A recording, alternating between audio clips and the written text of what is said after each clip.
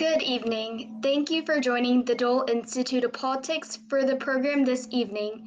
My name is Raina Peter, and I am a member of the Dole Institute's Student Advisory Board, the official student group of the Institute.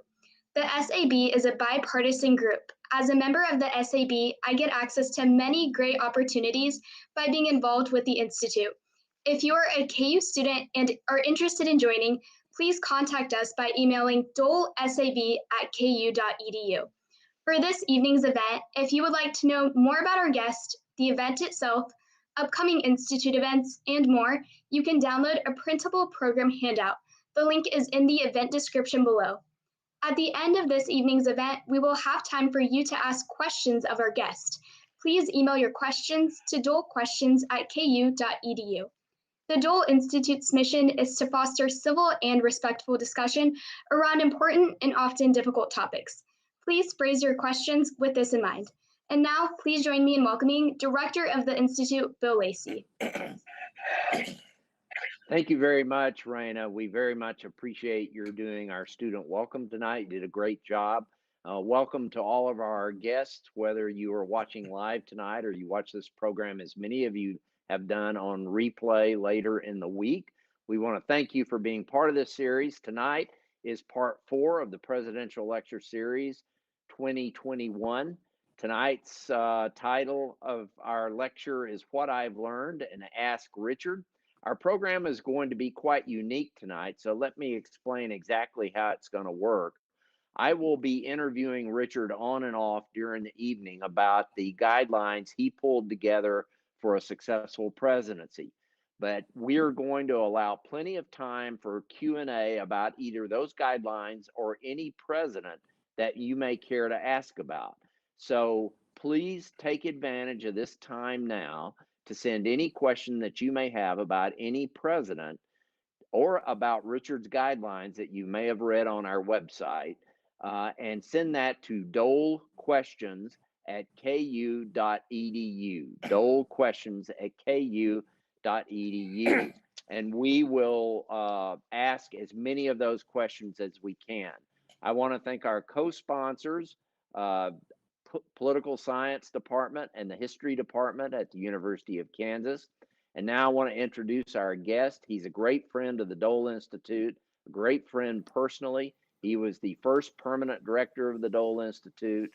He's a noted presidential historian, and he's the man that got the building built and created for us to work in. And he has a very important new biography of President Gerald Ford coming out next spring. Everyone, please welcome Richard Norton Smith. Richard, it's great to have you with us again tonight. It is great to be back, as always.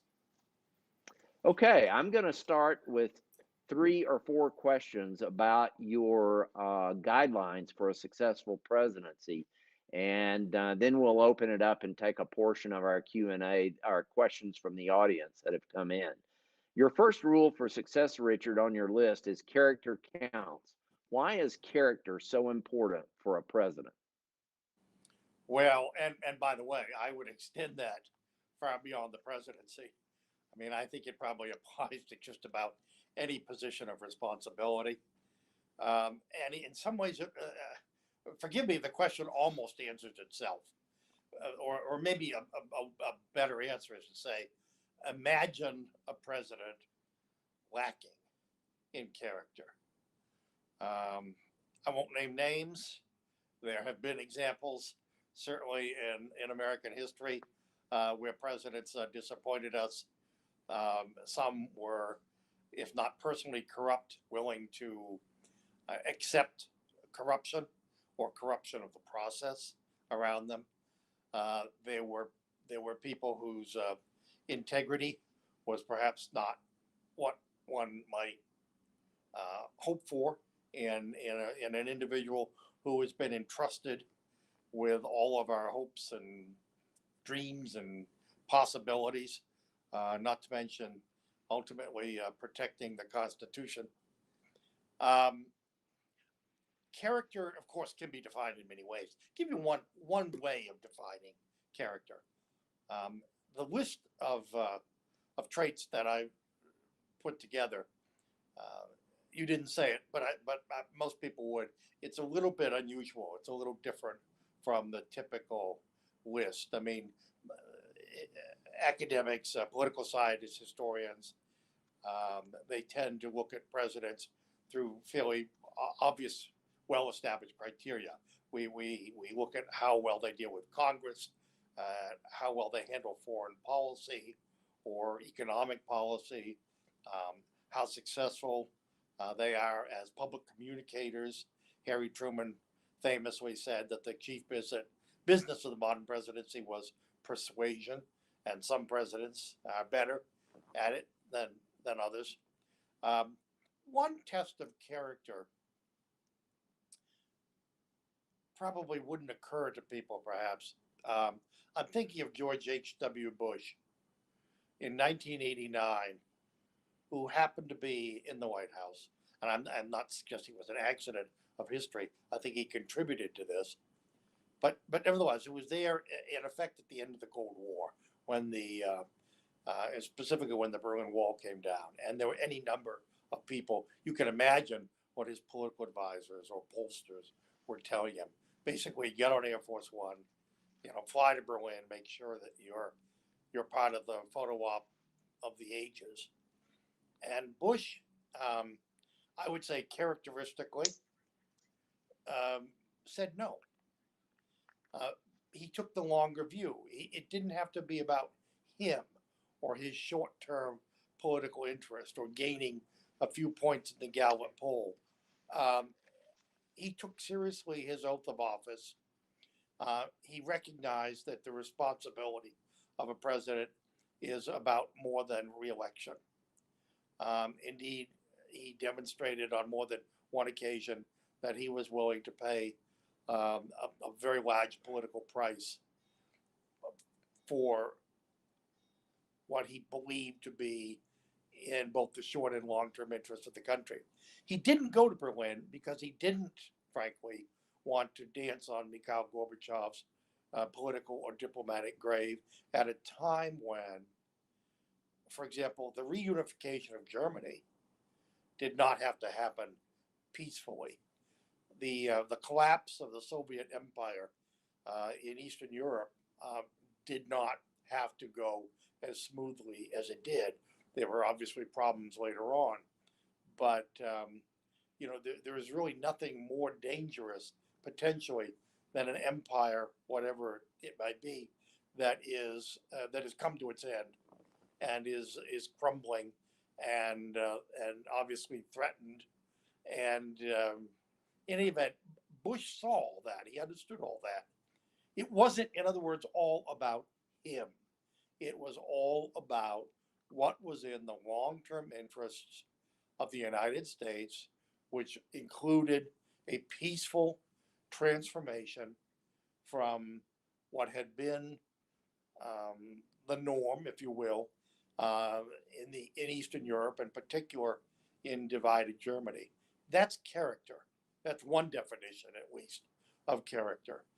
And the interesting thing about it is historians, journalists may not see it at the time, may not credit it at the time, but historians have the advantage of the perspective that comes with time. And that's one reason why they're often a little more generous in their assessment of presidents long after they've left office. Rule 3, I think, Richard, is very interesting. It talks about how a great president needs to combine vision with pragmatism. How do those two values balance out, and why does a good president have to have those? Well, a great example is FDR, who is arguably the towering figure of the 20th century, in part because of the magnitude of the crises that he dealt with.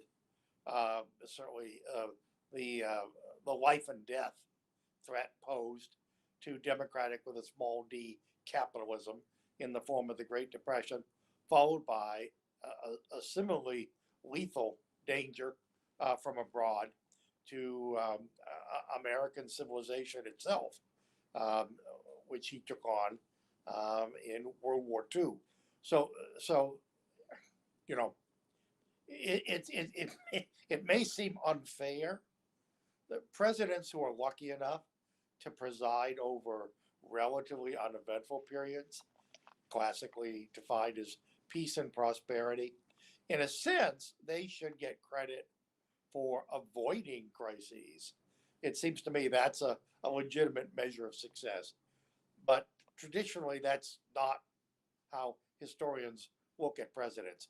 Presidents were all about crisis leadership. Lincoln in the Civil War, FDR in the Depression, and World War II, or say John F. Kennedy at the time of the Cuban Missile Crisis. There is vision and there is pragmatism. And it is the pragmatism, it is the political skill, it is the sense of realism, the ability to both inspire and frankly manipulate men and events in pursuing that larger vision that represents, if you will, the two halves of successful crisis leadership.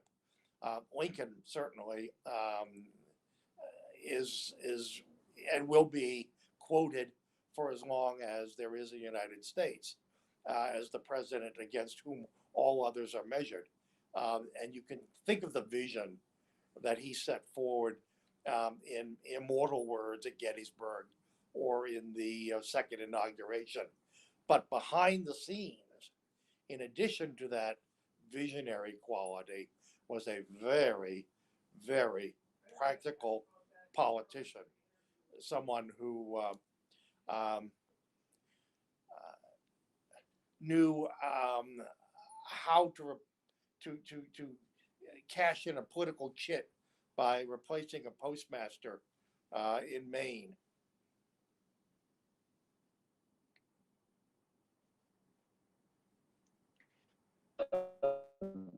Article 9 refers directly to President Lincoln, and it essentially says that great presidents live up to his wartime example. What are some of the examples of presidents who rose to the occasion in situations of war? And again, the quote is too good to ruin, but in December of 1862, basically weeks before he went ahead and confirmed with his signature on New Year's Day, 1863, the preliminary draft of the Emancipation Proclamation, arguably the single event that not only transformed the war, redefined what the war was all about, but I think you could argue the most important act by an American president ever. Lincoln said in that annual address to Congress, in those days, what we call the State of the Union address, but they were written, they were not delivered in person. And that was, of course, Lincoln's great strength. He said, the occasion is piled high with difficulty, and we must rise with the occasion. So basically, those are the words, those are the criteria that are applied to every president in the inevitable crisis, however you define it, that he will confront. Think of John Kennedy at the Cuban Missile Crisis. One of the criteria that I suggest in my list is that a president needs not only a sense of humor. Harry Truman said, without it, he'd go crazy. But even more important, perhaps, he needs a sense of history. Why? Because it allows you to step back to, in effect, gauge the conditions that you're confronting, examine them within the context of how other presidents may have performed. But in the case of the Cuban Missile Crisis, it's a remarkable example. There was an immediate rush on the part of JFK's advisors, including his brother Bobby, to resort to military force to take out the Soviet missiles that had demonstrably been placed furtively in Cuba in support of Fidel Castro's regime. And the president said something very revealing and ultimately, arguably, perhaps life-saving. He asked if people in the room had read Barbara Tuchman's newly published The Guns of August, which tells the story of the summer of 1914, following the assassination of the Austrian heir to the throne, Francis Ferdinand, and how illogically, almost inexplicably, the center of global civilization slid into the abyss of World War I. And he wanted to make sure that on this scale, which might be smaller geographically, but which obviously portended even more disastrous results in the event of nuclear warfare, he wanted, in effect, his advisors to step back to reflect on the lessons that Barbara Tuchman had to teach in that book. And who knows how much actual impact it had, but it's, as we know, history records, those who wanted to resort to military action did not have their way, and in the end, a peaceful resolution to the crisis was found. Richard, I'm very pleased, and I know you're going to be very pleased to hear this. We already have so many questions that I'm going to go to Q&A now, and we'll probably be doing audience questions for the remainder of our time tonight, which is very exciting. And I want to thank everyone who submitted questions, and we'll try to get to many of them as we can. Our next question, Richard, is Bob. From Bob. Why did President Lincoln drop Hannibal Hamlin as his VP after a first term, and whatever happened to Hamlin? That's an excellent question. And it's, I'll tell you, it's fascinating because 150 years later, historians are still debating the answer to that question.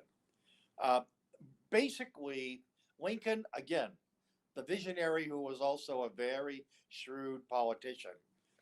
Lincoln, as you probably know, entertained grave doubts in the summer of 1864 as to whether or not he would be reelected. He knew that his prospects for a second term would be dependent not on the campaign trail, but on the battlefield. But in the meantime, he wasn't going to take any chances. And so the 8-year-old Republican Party, for this one time only, was reinvented as the Union Party. The Union Party being, in effect, a coalition of Republicans and those Democrats in the North who supported the war. By no means all of them did. But Lincoln, in effect, created a coalition party, if not a coalition government. And then, to dramatize the message that he was trying to send, he dropped his own vice president, who had been a very loyal vice president. By all accounts, Lincoln and Hamlin had a very good personal relationship. Lincoln, in fact, back in 1861, before he took office, he did something unprecedented. He invited Hamlin to meet with him, and he told Hamlin, for example, that he could choose a member of the cabinet to represent New England. Hamlin, of course, as you mentioned, was from Maine. That's how we got Gideon Welles as Secretary of the Navy. In any event, I think I lost my place. Okay. Suppose we just go to the next question. You know what? I probably said, I know. He wants to, what happened to Hamlin? Guess what? Hamlin had a happy sequel. As far as we know, to the end of his life, he didn't hold it against Lincoln. He went back to Maine. He went back to the Senate. Okay, our next question is from a gentleman who's, I think, asked questions every week during the series. So, Clarence, thank you, sir, for joining us and asking these good questions. Tonight, Clarence's question is, can you describe the reaction of the Ford administration when Mrs. Ford came out in favor of the ERA as First Lady? You bet. And let me, by the way, just complete the unfinished sentence that I, forgive me, lost my place. The idea of Lincoln dropping Hannibal Hamlin, he then replaced him with Andrew Johnson, who was a war Democrat from Tennessee. The only Southern senator who did not walk out when the Confederacy was formed. And Andrew Johnson would have a lot to answer for, in my opinion, as president. But in 1864, he seemed like an eminently sensible way of Lincoln carrying out this Union strategy. Now, Mrs. Ford in the ERA. It's very interesting. Mrs. Ford has many distinctions, but she is, and she used to say laughingly, she was the only First Lady who had ever been picketed outside the White House. And the fact of the matter is, the late estimable Phyllis Schlafly, who, well, I won't speak ill of the dead, but the fact is that Phyllis Schlafly was put on this earth to oppose and I would say annoy Mrs. Ford. They probably disagreed on just about everything. Certainly, they disagreed on the notion of what a liberated woman was. And Mrs. Ford had come out strongly for the ERA. Of course, the bigger controversy, and she talked about ERA, was the famous 60 Minutes interview in August of 1975, where she talked about, well, she was asked questions, first of all, that no First Lady had ever been asked. The difference is she answered them, as was her wont, and she did so honestly.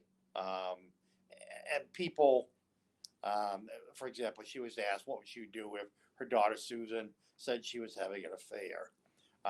Well, that came as a shock to a lot of people. I think it was a shock, but she answered it. And there were a number of people. I'll never forget, there was a letter from Maria von Trapp. If you've ever seen The Sound of Music, you know who I'm talking about. Maria von Trapp wrote to the First Lady and basically told her, in so many words, to shut up. And she then wrote to the president and said, if you don't get your wife to shut up, you will lose the election. And the interesting thing is there were a number of people in the Ford White House.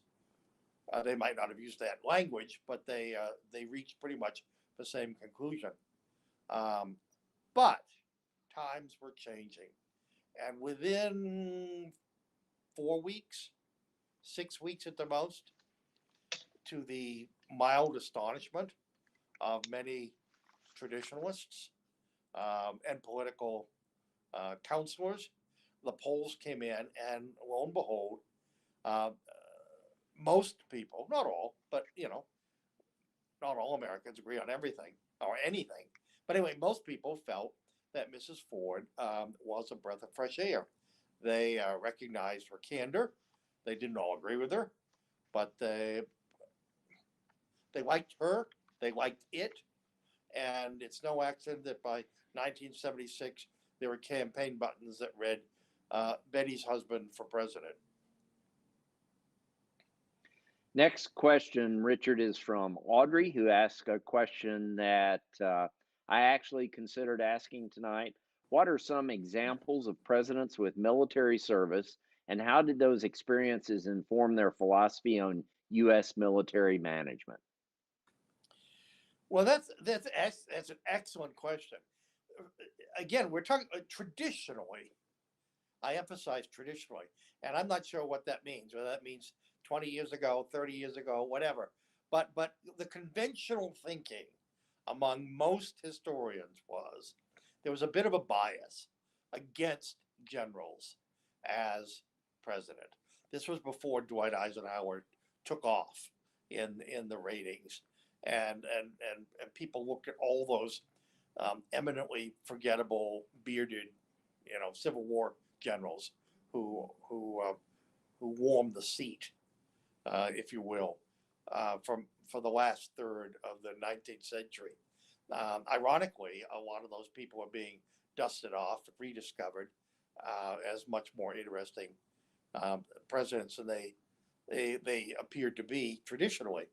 Um, Interesting enough, Dwight Eisenhower, who certainly knew more about the military from extraordinarily rich variety of perspectives, including diplomatic, as well as battlefield strategy. Ike was not terribly popular in the Pentagon because he thought the Pentagon budget was bloated, that the ranks were larger than they needed to be. He famously, and now controversially, he promoted a radically different, what was called the New Look defense. And the New Look defense was primarily built upon nuclear weapons and the notion of instant retaliation, which of course, according to theory, and so far at least, according to practice, served as a disincentive for either side to attack the other. He liked the New Look defense for one reason: it cost less than conventional weapons. That may seem counterintuitive, but in the 1950s, it was cheaper to build a lot of nuclear weapons than it was to expand the Air Force and enlarge the Army or rebuild the Navy. So there's a good example of a president who put his specific military experience in somewhat surprising ways, perhaps. Zachary Taylor is someone who I guarantee you we don't think about very much. He was there for less than 2 years. His term of office was shorter than Gerald Ford's, for example. But it's very interesting. Taylor was a slaveholder who the South confidently expected to uphold its interests. That is to say, the defense of what it called the peculiar institution. And to their astonishment, it turned out that Zachary Taylor was a nationalist, a unionist, more than he was a son of the South. And at one point, there was an effort made to call a secessionist convention in Nashville.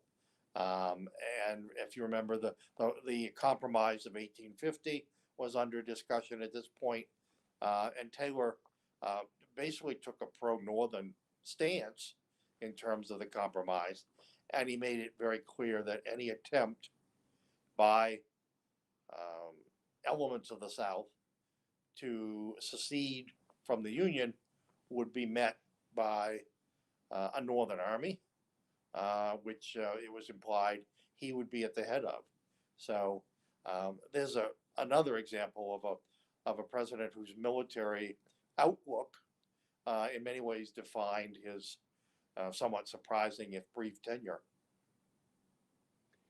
Our next question is from James. Do you think President Obama should have received more credit for passing the ACA during a hyper-polarized political climate? You know, presidents don't get credit at the time for lots of things. They get blamed at the time for lots of things. There's a real imbalance there. If a president is fortunate, he'll get credit after the fact. And fortunately for President Obama, and indeed some other recent presidents, he was young enough when he left office, is young enough now, to, if he wanted to, bask in the after the fact, if you will, glory associated with the ACA. The great irony, of course, was in 2010, it more than anything else was the single act of government that fueled the rise of the Tea Party. 10 years later, it probably more than a single government act was what Democrats rallied around in an effort to make the healthcare issue work to their advantage. So, look, it could be the other way around. There are presidents who leave office. Think of poor Lyndon Johnson, who left office in 1969 with Vietnam overshadowing his accomplishments in civil rights and the war on poverty. And he did not live long enough to see the revisionist scholarship that has taken place, aided, by the way, in no small measure, ironically, by the tapes that he left behind. It's an interesting thing. Not all tapes are created equal. Lyndon Johnson's reputation has been helped considerably by tape recordings. The same cannot be said for Richard Nixon. Another great question from Zach tonight. Should Truman have approved the bombings of Hiroshima and Nagasaki? You're asking a personal opinion and not, any more informed than anyone else. Truman certainly went to his grave believing fervently that he had done the right thing, and that the alternative was, in all likelihood, a very bloody, prolonged, and by no means not necessarily successful invasion of the home islands of Japan, with an American death toll numbered in the hundreds of thousands. Now, we won't know, will we? The fact of the matter is that the Japanese government, right up to the end, proved far more resistant to accepting the obvious than perhaps most people would have expected.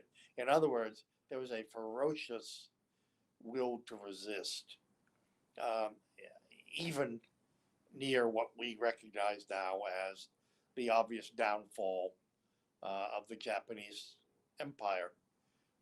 It was not accepted in Tokyo, and that in turn fed the fears at the White House that any invasion,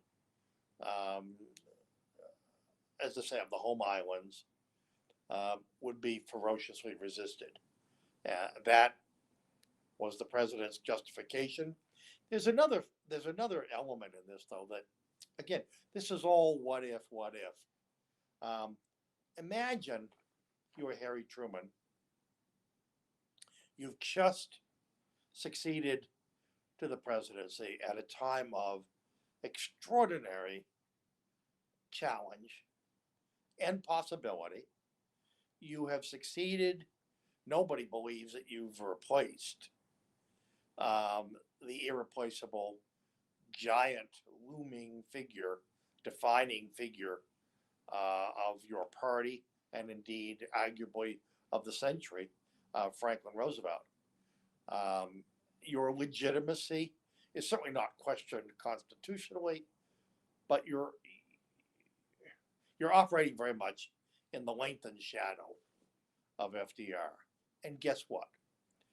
FDR had authorized the expenditure of something close to $2 billion, which in those days, believe me, was real money, to create this super weapon, this super secret weapon, this weapon that, although nobody knew initially whether it would work or not, it turned out to be every bit as devastating in ways that really were almost unimaginable at the time.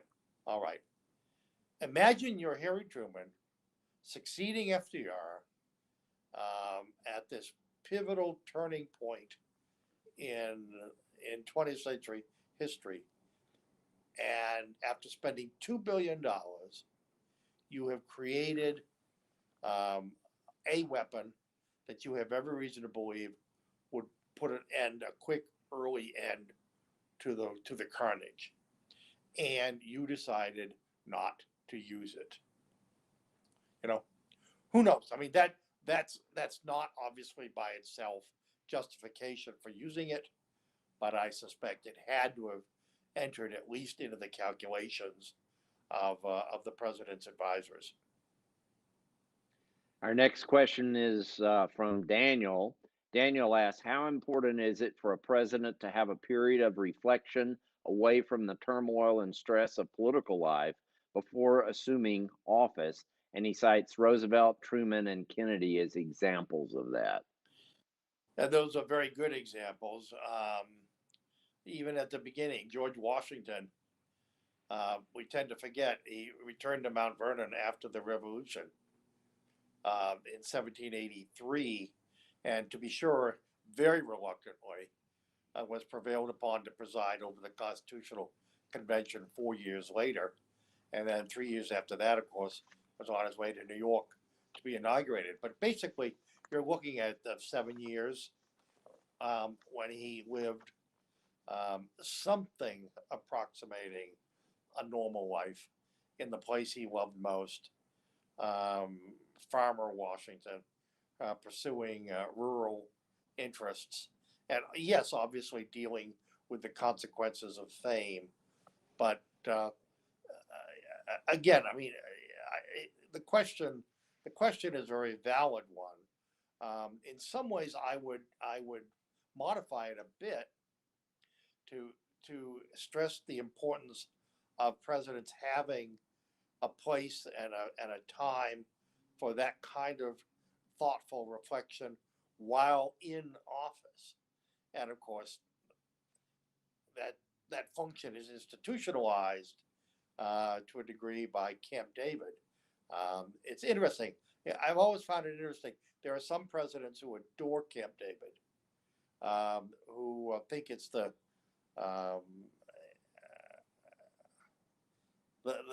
almost the greatest perk, if you will, of the presidency. And there are others who really avoid the place. The Fords loved it, just absolutely loved it. And I think most presidents, whatever their politics, anything else about them, they find the need for some place where they can get outside the bubble. Now, of course, the irony is they're in another bubble there, but it feels differently. And so thank God for Camp David. It's a relatively recent development. FDR, Herbert Hoover had a fishing camp 100 miles from Washington that he built with his own money. Mrs. Hoover designed it. They were both environmentalists before the term came into fashion, to the point where she built one of the cabins around a tree. She didn't want to cut down the tree, so the tree was incorporated into the design. Anyway, they used to go out there almost every weekend, and he loved to fish. He said even the business of the presidency can be done better under trees.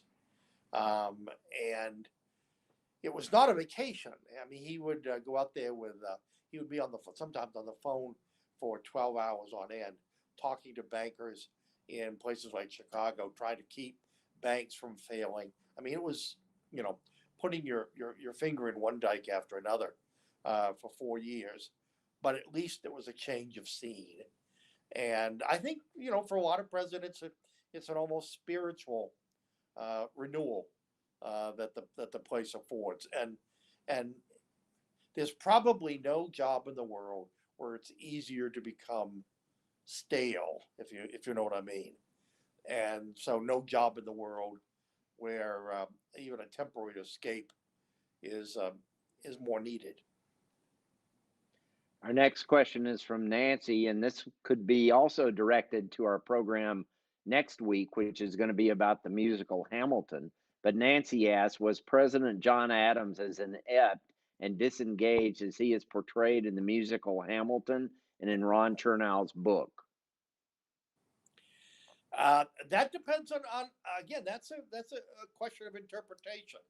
It's very interesting because when David McCullough wrote his book on John Adams, which I think sold something like 2 million copies, and for the first time in 200 years, Adams was reassessed, and Adams became an almost lovable figure, which would have surprised his contemporaries, arguably. But that's all right. He'd gotten enough bad press for 200 years. I think McCullough was well within his rights to give us a revised version of a man who in many ways was not a good politician, cranky, principled, with some of the caricatures of New England attached to him, but a man who ultimately, we talking about character. The fact of the matter is, Adams could have been much more popular than he was had he given in to the war fever. Alexander Hamilton wanted nothing more than military glory. He wanted a war with France, first of all, because he wanted a war with France, but he also had reason to believe that his former commander-in-chief, George Washington, who had been called out of retirement, would make Hamilton, in effect, the chief military officer in any such conflict. And Adams, there's no doubt at all, Adams, when he went to Congress and sought money for a United States Navy, it was he enjoyed a brief burst of popularity. There was a song called "Adams and Liberty," a march that became very popular, a song of the moment.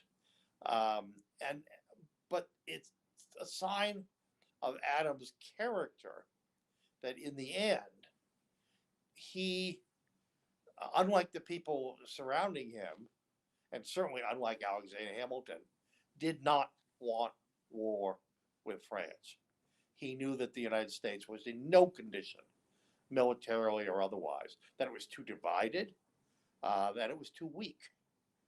And in the end, he rolled the dice diplomatically. He sent representatives to Paris. They negotiated an end to what's been called the quasi-war. And guess what? He lost re-election narrowly to his vice president, Thomas Jefferson. He once said in his later years that on his tombstone he wanted inscribed the words, "Here lies John Adams, who averted war with France." That's not a bad epitaph to have, and I would accept it if I was the shade of John Adams, along with any caricature on a Broadway stage about his crankiness or his alleged political ineptitude. Rebecca has an excellent question, Richard. Of the so-called accidental presidents, who ultimately became good presidents or great presidents? Well, Theodore Roosevelt was an accidental president, in fact, who became president following the assassination of William McKinley in September 1901.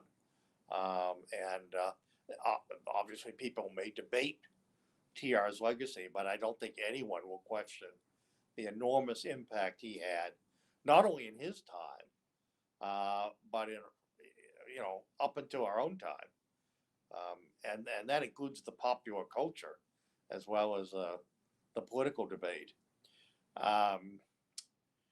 Calvin Coolidge had a very different set of priorities, but there's no doubt in the 1920s that Coolidge was enormously popular.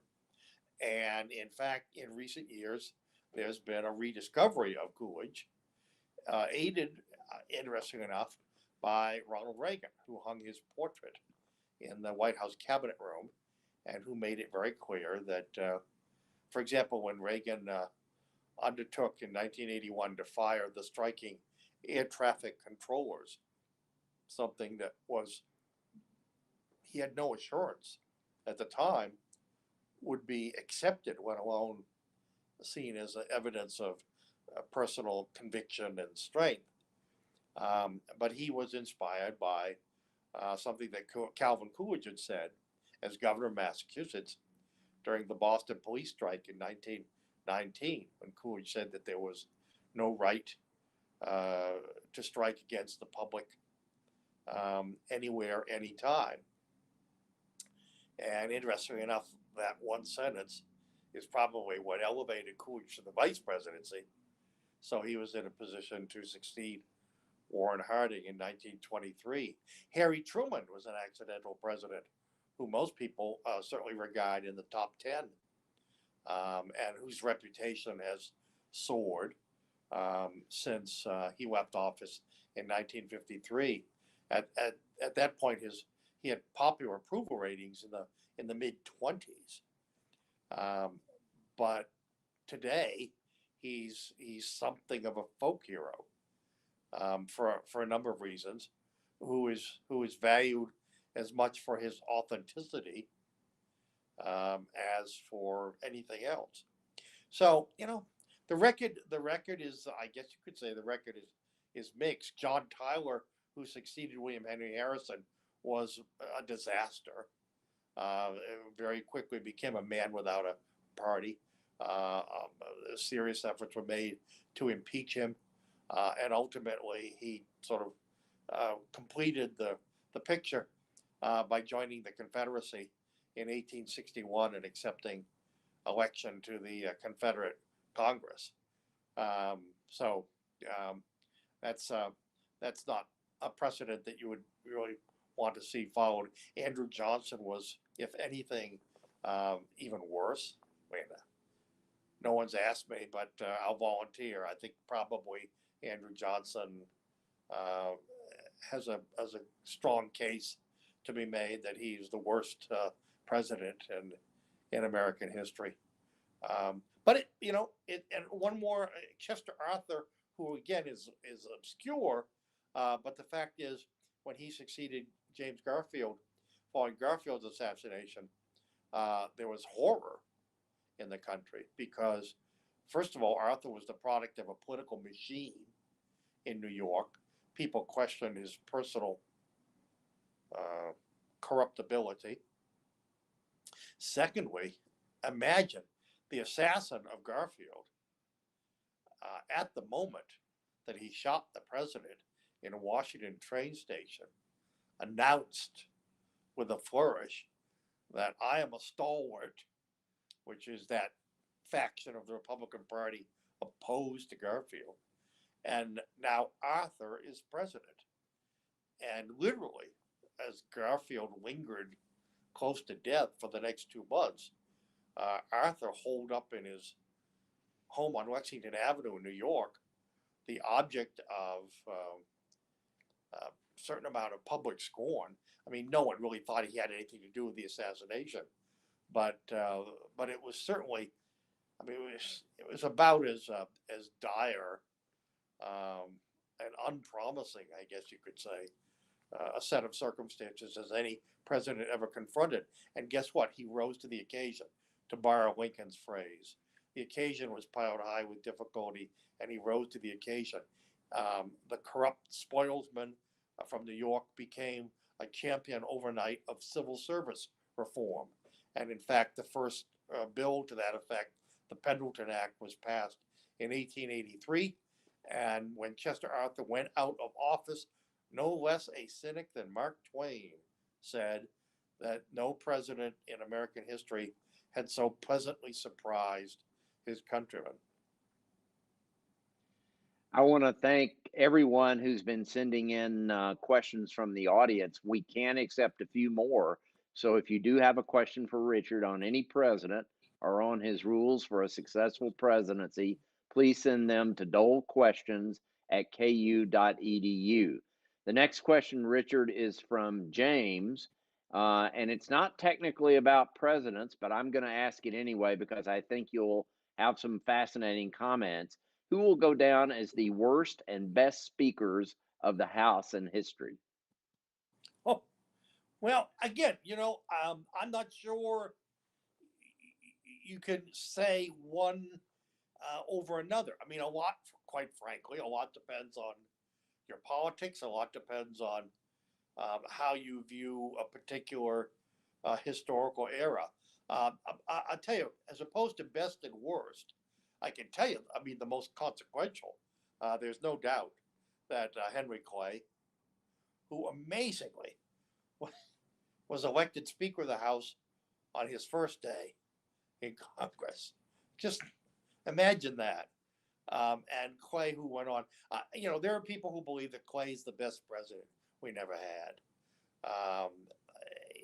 A remarkable statesman, and a man who single-handedly, I think, made the speakership a truly important, even pivotal part of American government. Thomas Reed, a name again largely forgotten, but in the 1890s, a great mountain of a man from Maine, funny, biting wit, professional cynic, who had marvelously quotable things to say about his colleagues. And the problem was they were marvelously quotable, which meant they got him in all kinds of trouble. In 1896, he had earned his party's nomination for president. But guess what? William McKinley, the governor of Ohio, a rather bland figure who didn't have a lot of quotable comments to be held against him, defeated Reed rather easily in the party's nominating convention. Sam Rayburn, of course, in the from the 30s to 1961.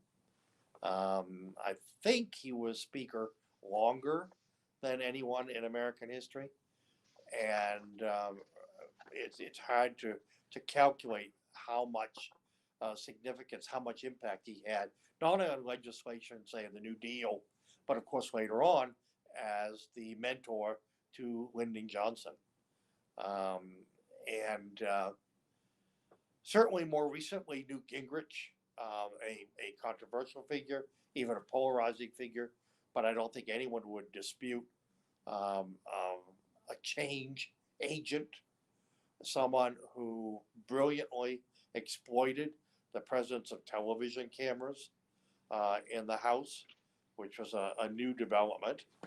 And Gingrich figured out, I think ahead of anyone else, how they could be put to use to further his agenda and indeed ultimately attain the speakership. That said, it ended badly. There are people who are brilliant at acquiring power and less brilliant at exercising it. I'll leave it at that. Question from Priscilla, Richard. Please rank the best 5 presidents and the 5 worst presidents. It's an understandable question. I can only speak for myself, so entirely personal. I would put Washington, Lincoln, and FDR, what I call the Holy Trinity. Like most historians, you can fool around with the order. I'm not sure it makes a great deal of difference. Personally, I would put Lincoln at the top and Washington very close behind, and FDR. And interesting enough, each man dealt with an existential crisis affecting the very existence of the nation. Washington at its birth, Lincoln over disunion and reuniting a disunited states, and FDR, of course, as I said earlier, confronting the ultimate crisis of democratic capitalism and indeed the fascist threat posed to civilization during World War II. what they all have in common is each of them dealt with, as I say, profound life and death issues. And the fact that they dealt with them successfully explains why two of them are on Mount Rushmore. And if there were room, FDR would join his distant cousin Theodore. 4 and 5, people, these bounce around. I think you could put Theodore Roosevelt 4 or 5. And, I'm going to take a lot of heat for this.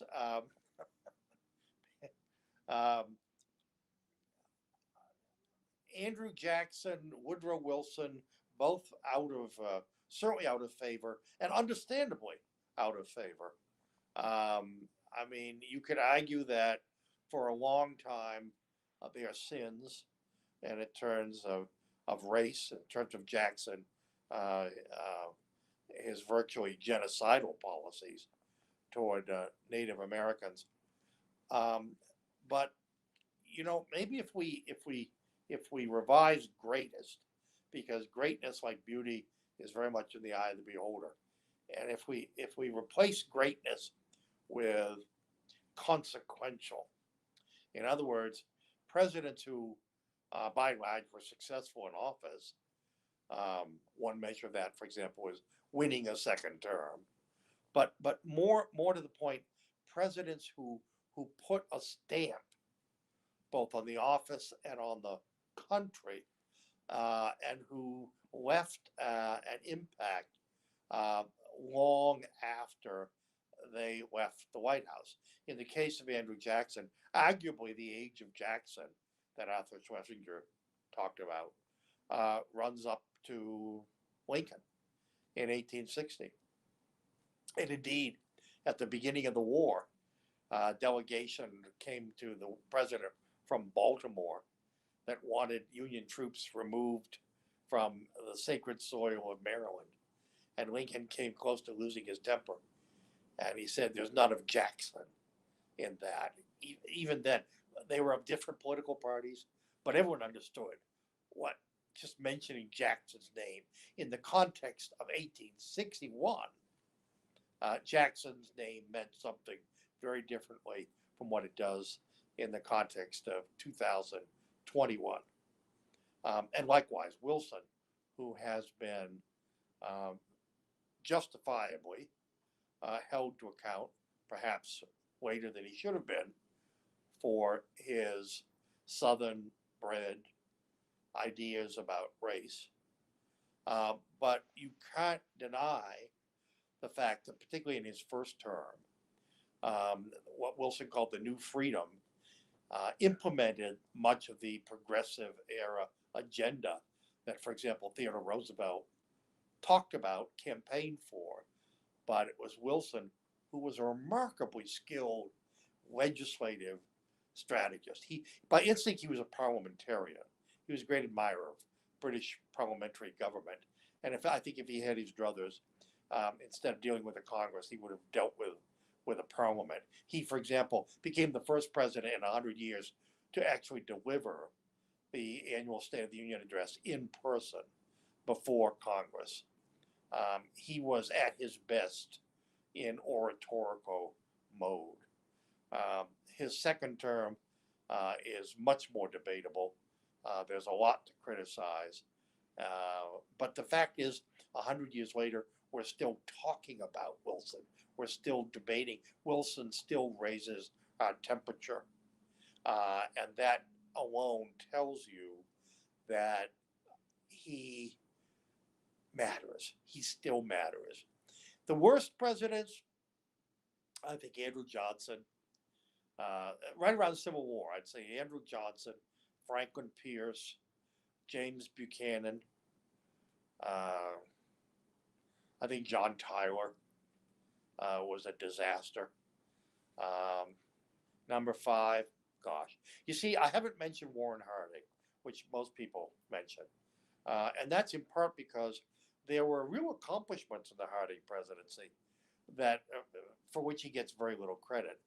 And secondly, I'm not for a moment dismissing the seriousness of his failings, or quite frankly, his overall mediocrity. But to me, there's a level of failure when you're a Buchanan or a Johnson or even a Pierce, who through your failures, deliberately or by accident, contribute, for example, to the actual breakup of the country. When you literally contribute to the disunion of the United States, as arguably those three presidents did. It seems to me there's a lower place in hell reserved for those presidents compared to presidents who, frankly, surrounded themselves, knowingly or otherwise, with crooks. You know, people who pickpocketed the American taxpayer. That's a significant failing.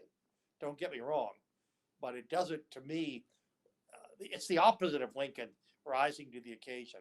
It doesn't fall to the level of bringing on the Civil War, or in the case of Andrew Johnson, squandering the Northern victory and the moral sacrifice, the whole meaning of the war, by deciding that the war wasn't, after all, about slavery, and that the United States could go about what Johnson called restoration rather than reconstruction. Joe's question: how do President Buchanan and President Trump compare to each other? Well, I have, you noticed I very carefully avoided talking about the most recent president. I will say this: I did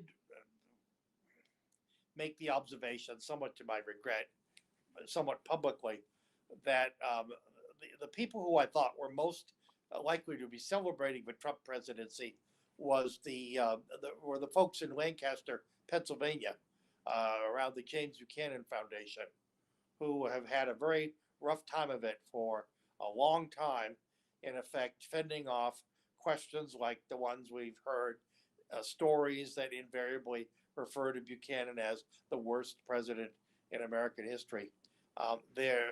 That is one title that they are certainly more than willing to hand off, whether you think it's deserved or not. Question from Tyler. I think this is a fascinating question, Richard. Of all the presidential libraries you've had the privilege of leading or even just visiting or doing research at, which do you feel do the best job of advancing their president's legacy? Well, you have to remember that it's a great question. You have to think beyond the four walls of the building. I mean, they're all each in their own way. You know, there are some wonderful museums and they do great public programs and educational outreach. But for example, FDR has an advantage, and that is the library was built by the president in his backyard. He had an office there. He's the only president who, while president, actually worked in his library. So there's a personal touch.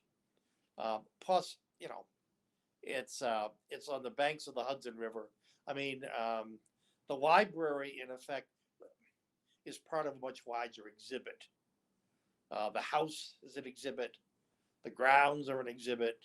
The river is part of the exhibit.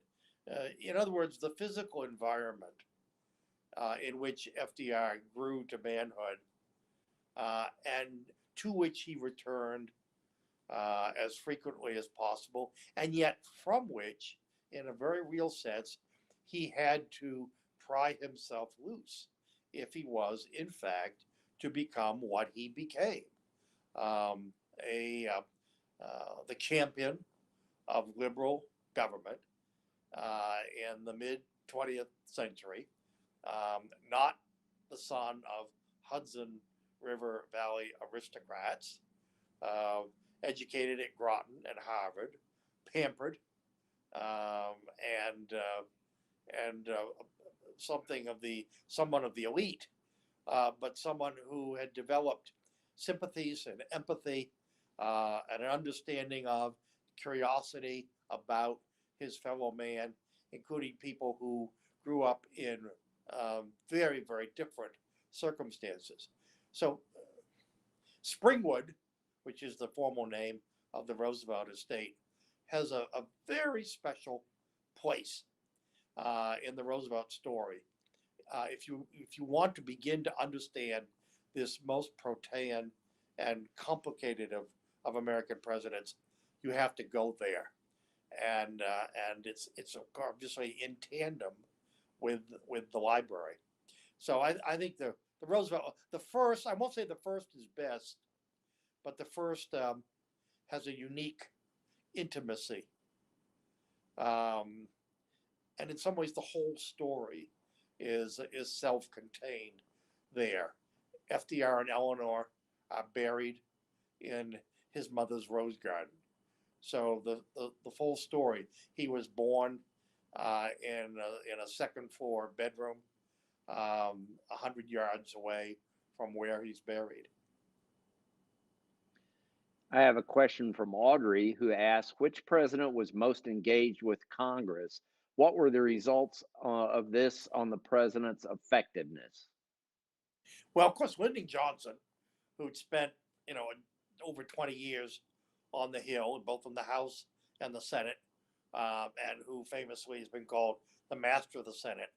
He brought unparalleled knowledge of how the Congress worked, and of course of the individual members of Congress, for better or worse. I mean, the famous Johnson treatment might be applied face to face, as that legendary photo of he and Dick Russell illustrates. But there are all sorts of ways for the Johnson treatment to be applied, and you saw that. Of course, he wanted. It helps when you have 60 plus members of the Senate on your side and 2/3 of the House.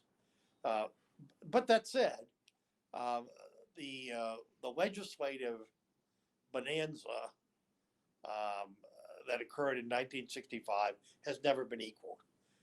Bill after bill after bill, Medicare, Medicaid, environmental legislation, highway beautification, Appalachian reform, aid to education, the National Endowment of the Humanities, the National Endowment of the Arts. I mean, on and on. The Great Society came into being in 1 year, 1965. And it was part of Johnson's genius, part of his understanding, his instinctive understanding of the Congress, that he knew we only had a year. It's interesting. Even though he had those lopsided majorities, he figured he had a year to basically push through, which is one reason why, he was pushing as much legislation at any given time, far more than any of his predecessors. Even FDR, who of course was a legislative master, particularly at the onset of his presidency, when he had this great national calamity and sense of emergency working for him. I have a couple more questions tonight, and then we're going to be out of time. From Clarence, under your criteria of presidential greatness, how does a great president handle dissenting opinions within his or her administration? Excellent question. First of all, he makes certain that there are dissenting opinions. The last thing presidents don't achieve greatness. Boy, here's a sweeping generalization. Surrounded by yes men or yes women. I mentioned earlier the Cuban Missile Crisis. That was a classic example where JFK threw open the floor, invited the widest possible array of opinion, and presided almost judge-like over some very heated debates that took place as gradually he formulated a kind of third way, which turned out to be what he called a quarantine, what you and I would call a blockade of Cuba, which in the end was observed by the Soviet Union, which I think both sides realized that they had drawn the world to the very brink of nuclear annihilation, and cooler heads prevailed.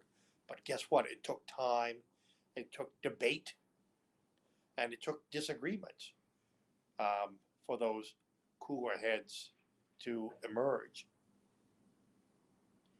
Well, our final question tonight for Ask Richard is from Stephen. And Stephen, it's about Eisenhower. So I would refer Stephen, if you haven't watched the first program of this series, go back and watch, because Richard had quite a few excellent comments again about Eisenhower in that particular program. But Stephen's question, where would you rank Eisenhower in the list of best presidents?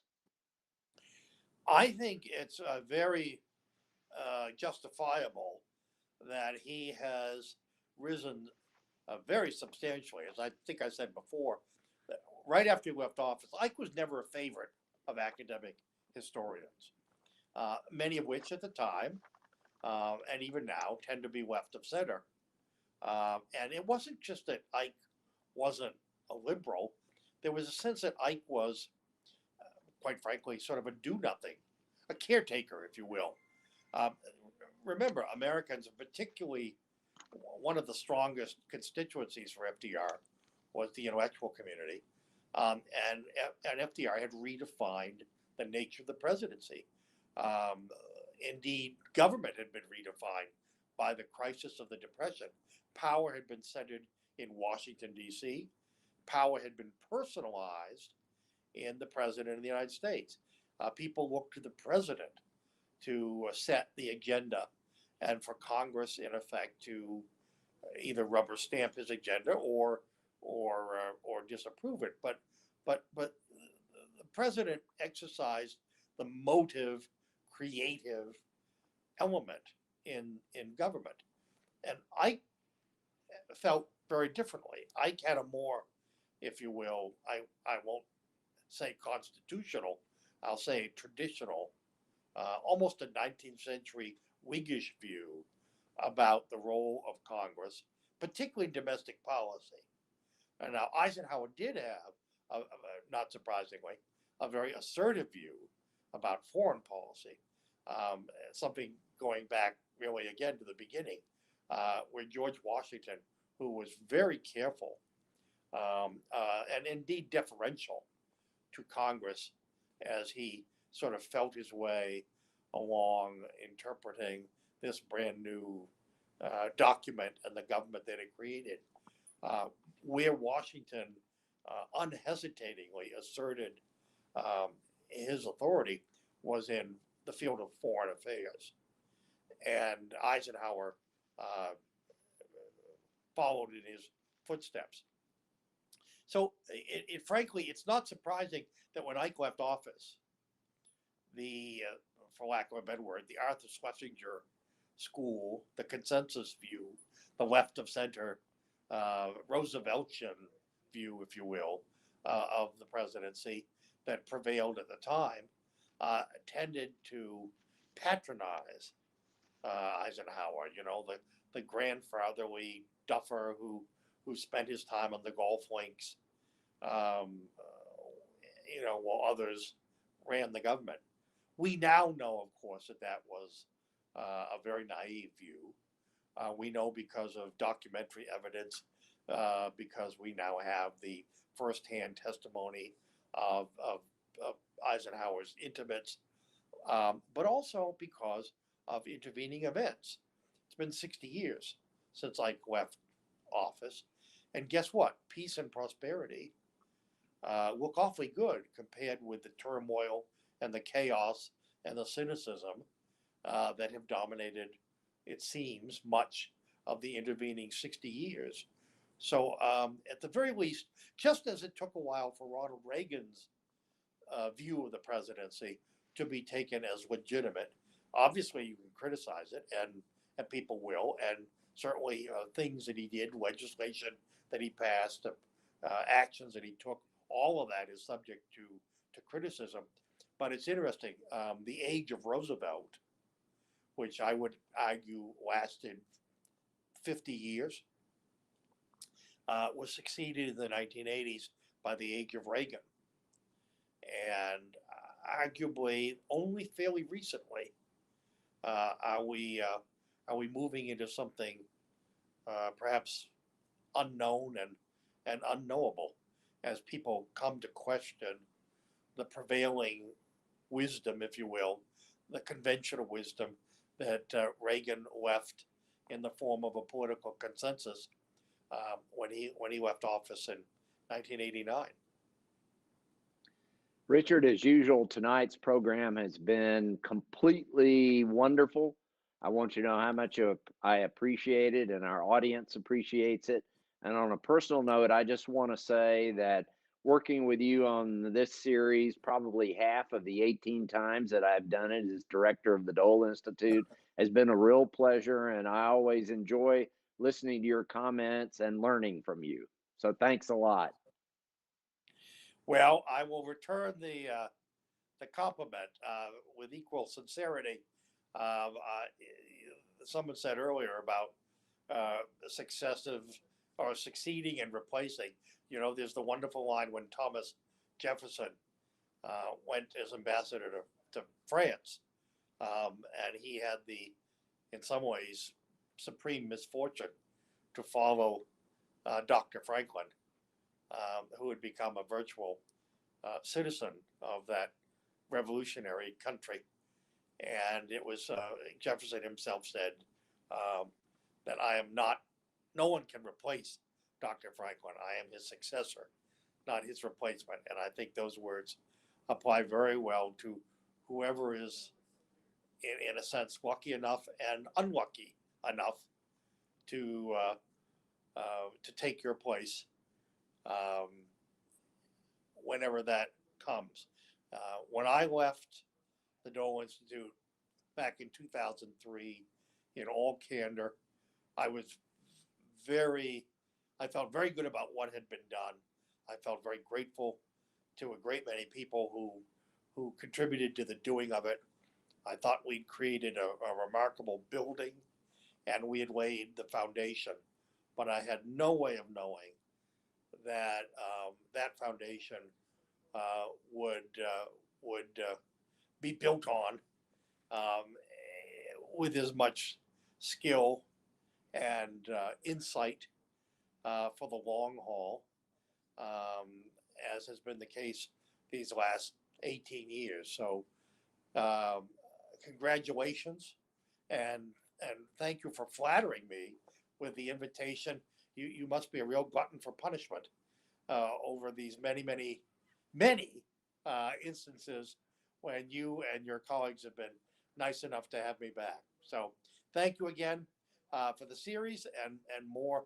Thank you for as Bob Dole would say, thank you for your service. Well, thank you very much for your kind comments, Richard. We appreciate it. I want to thank our audience for joining us tonight, for submitting all of those wonderful questions. I would remind everyone that next Tuesday night, our program at 7 p.m. will be Historians on Hamilton. We'll be talking about the musical Hamilton, and it's going to be a lot of fun. So I hope you can join us. Please enjoy the rest of your evening. And we'll go back for our student conclusion with Raina Peter. Raina? Thank you for joining the Dole Institute of Politics for our program this evening. If you are a student and would like to join the Dole Institute Student Advisory Board, please contact us by emailing dolesab@ku.edu. Next week, we look forward to hosting Dr. Claire Potter and Dr. Renee Romano on Tuesday, March 9th at 7 p.m. for their program, Historians on Hamilton, How a Blockbuster Musical is Restaging America's Past. You can access this program on the Dole Institute's YouTube channel, just like tonight's program. Refer to doleinstitute.org for up-to-date information on all of our upcoming programs. We hope you enjoyed this evening's program. Thank you and good night. Good questions. Yeah, really good questions.